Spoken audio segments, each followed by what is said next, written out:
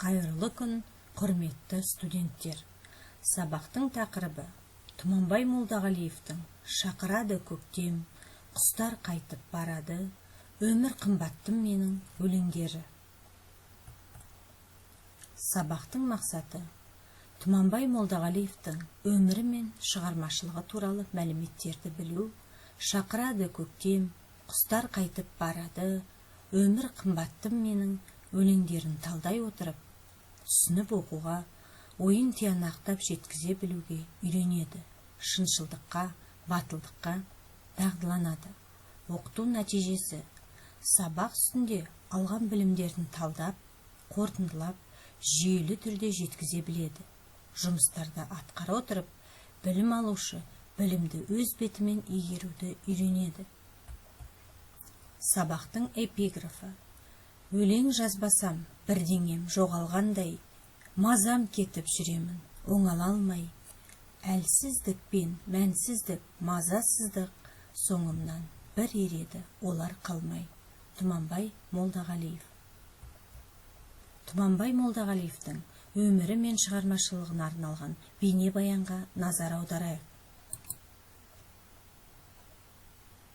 Қазақстанның халық жазушысы, Қазақстан Республикасы мемлекеттік сыйлығының лауреаты ақын Тұманбай Молдағалиев 1935 жылы 20 наурызда Алматы облысы Еңбекшіқазақ ауданы Жарсу совхозында дүниеге келген.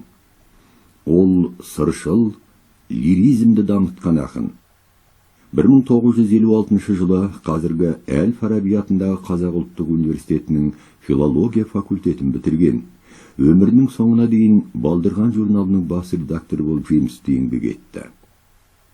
Ақын ең әуелі шығармашылық өмір жолын Рейншіл жас газеті мен Пионер журналынан бастаған. Тұңғыш өлеңі Украина қызына 1954 жылы жарияланады. Алғашқы өлеңдер жинағы Студент дәптері 1957 жылы жарық көрген. Сонымен қатар көршілес орыс және батыс классиктерінің, туысқан республикалар ақындарының өлеңдерін қазақ тіліне аударды. Лирик ақынның өлең поэмалары 40-тан астам жинақ болып басылып шыққан. 2004 жылы 14 томдық шығармалар жинағы жарық көрді. 1992 жылы Физули атындағы халықаралық түркі дүниесі ақындар сыйлығының иегері болды. Жазушы туындыларының ең басты ерекшелігі өлеңдерінің тақырыбы сезім жайды. Ақынның қош көктем, махаббат оты сөнбейді, жүрегім менің сапарда, мен де 20 жас дедім, жүрек ояу қашанда, жаңа дәптер, жүректегі жазулар тағы басқа жыр жинақтары бар. 2007 жылы құстар қайтып барады атты ән мәтіндерінің жинағы жарық көрді. Ақын 2011 жылы 76 жасында дүниеден өтті. Келесі кезекте бейнебаяннан түсінгеніміз бойынша Тұманбай Молдағалиевтің өмірі мен шығармашылығын жаза отырайық. Тұманбай Молдағалиев 20 наурызда 1935 жылы Алматы облысы Еңбекшіқазақ ауданында дүниеге келді. Қазақтың біртуар ақыны. Қызмет жолы 1956 жылы Қазақтың мемлекеттік университетінің филология факультетін бітірді. 1970-1973 жылдары Пионер журналында жұмыс істеді. Және Балдырған журналының жауапты хатшысы болды. Сонымен қатар жазушы баспасы жанындағы балалар және жастар әдебиетінің бас редакциясы мен Жалын альманағының бас редакторы қызметін атқарды. Отбасы, өмірлік серігі, жары Қасымова Күлтай. Ұлы Дәурен 1966 жылы туған. Қыздары Зәуреш 1959 жылы туған. Жазира 1962 жылы туған. Жанна 1964 жылы туған. Тұманбай Молдағалиевтің шығармашылығы. Тұңғыш өлеңі Украина қызына 1954 жылы жарияланды. Алғашқы өлеңдер жинағы «Студент дәптері» 1957 жылы жарық көрді.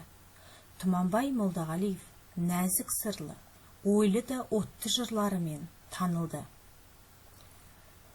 Кәмилә, Көктем таңы, Алатау қызы, Феруза туралы жыр, Зулайды күндер, Жүрегім менің сапарда, тағы да басқа көптеген жинақтары жарыққа шықты.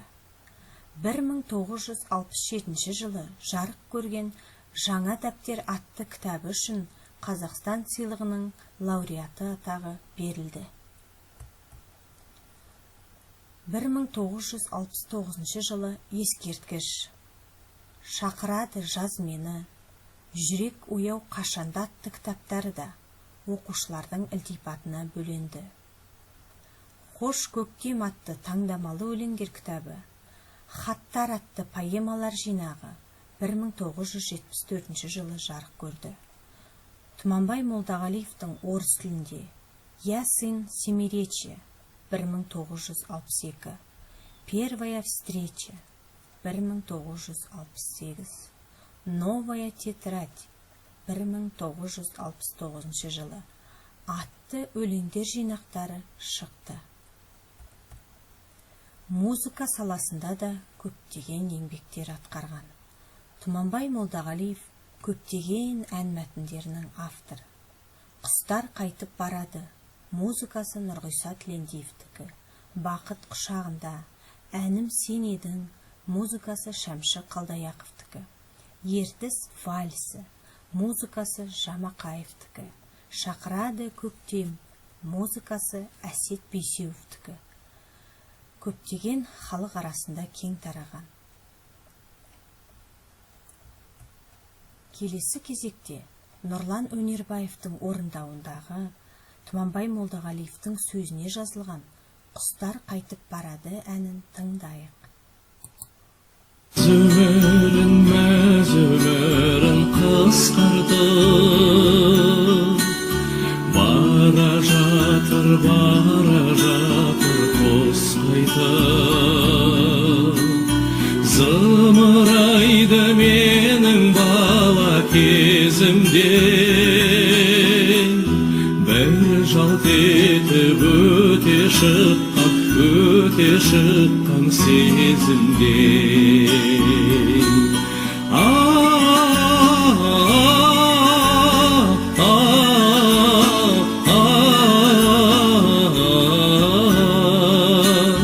Бір жалт етіп өте шыққан сезімде.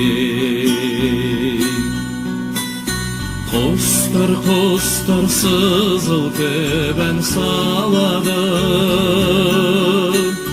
сол әнімен тербетеді даланы. Ал адамдар көліп бастап өмірін, кетерінде жылайды алмай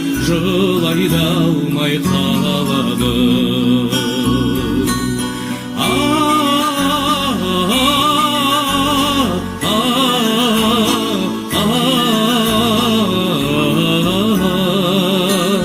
Кетерінде жылайды алмай қалады.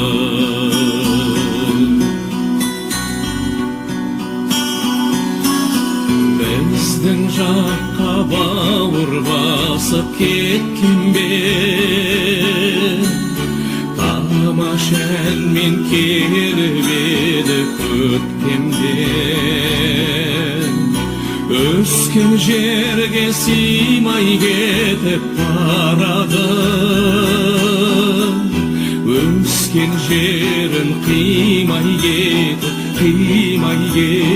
барады. Керемет әнді тыңдап, жақсы сергіп қалдық. Енді осы тыңдаған әндеріңіз бойынша тапсырма орындайық. Екі жақты күнделік кестесін пайдаланып, өздеріңе әсер еткен шумақты анықтап жазу. Бірінші бағанға Осы өлеңнің маған әсер еткен тұстары. Екінші бағанға неліктен ол маған әсер етті? Жазып тапсырманы орындайық. Келесі кезекте шақырады көктем өлеңін тыңдайық. Шақырады көктем. Елестеттім көктемді гүл ашқан, көздеріңе ғашықпын нұр шашқан, алыстарға жетеле еремін, сені ғана бақыт деп сенемін. Арманымдай алдағы, ақ шуақтай таңдағы, аялай бер, арманым аялай бер. Сандуғаштар жырлаған көктемдерге бір барам, шақырады біздерді көгерай бел. Қолыңды бер жатсын ба арманым, сәуледей боп аяла таңдағы. Шақырады жас көктем гүлімен, шақырады жасылдақ жырымен. Арманымдай алдағы, ақ шуақтай таңдағы, аялай бер арманым, аялай бер. Сандуғаштар жырлаған көктемдерге бір барам, шақырады біздерді көгерай бел.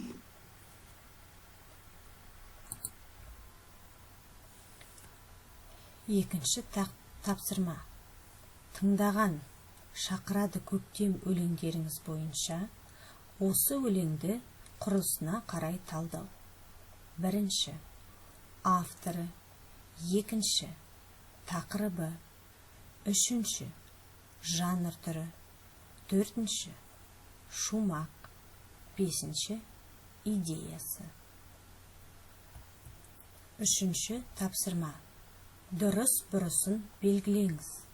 Бірінші, Тұманбай Молдағалиев лирик ақын.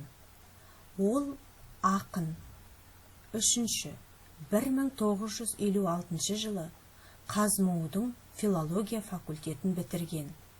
Төртінші, шақырады көктем өлеңі махаббат тақырыбында жазылған. Бесінші, құстар қайтып барады өлеңінің әнін жазған Нұрғиса Тілендиев. Алтыншы, ол көбіне патриоттық әндерге сөз жазды. Төртінші тапсырма. Вен диаграммасын толтыру. Екі өлеңін салыстыра отырып талдау. Бірінші, шақырады көктем өлеңін тыңдадыңыздар. Сол өлеңі. Екінші, Нұрлан Өнербаевтың орындауындағы құстар қайтып барады әнін тыңдадық. Екінші өлеңі. Сол өлең. Екі өлеңді салыстырып талдаймыз. Яғни ұқсастықтары мен айырмашылықтарын жазамыз. Бесінші тапсырма. Топтастыру әдісі. Бірлесе отырып орындайық. Тұманбай Молдағалиев кім? Қазақтың бір туар ақыны. Лирик ақын. Жазушы. Аудармашы. Сыршыл лиризмді дамытқан ақын. Үйге тапсырма. Бірінші, Тұманбай Молдағалиевтің өмір қымбатты менің өлеңін жаттау. Екінші, өлеңді құрылысына қарай талдау. Кері байланыс. Білім кемесі. Кеме желкенін сәйкес түске бояп, тақырып бойынша өз жетістігімізге баға берейік. Егер сізге сабақ ұнаса, және тапсырманың барлығын сәтті орындаған болсаңыз, желкенді жасыл түске бояңыз. Егер сіз сабақта белгілі бір қиындықты кездестірген болсаңыз, желкенді сары түске бояңыз. Егер сізге сабақ барысында тапсырмаларды орындау қиын болып, оқытушының көмегі қажет болса, желкенді қызыл түске бояңыз. Зейін қойып тыңдағандарыңызға рахмет. Сау болыңыздар. Осымен сабағымыз аяқталды.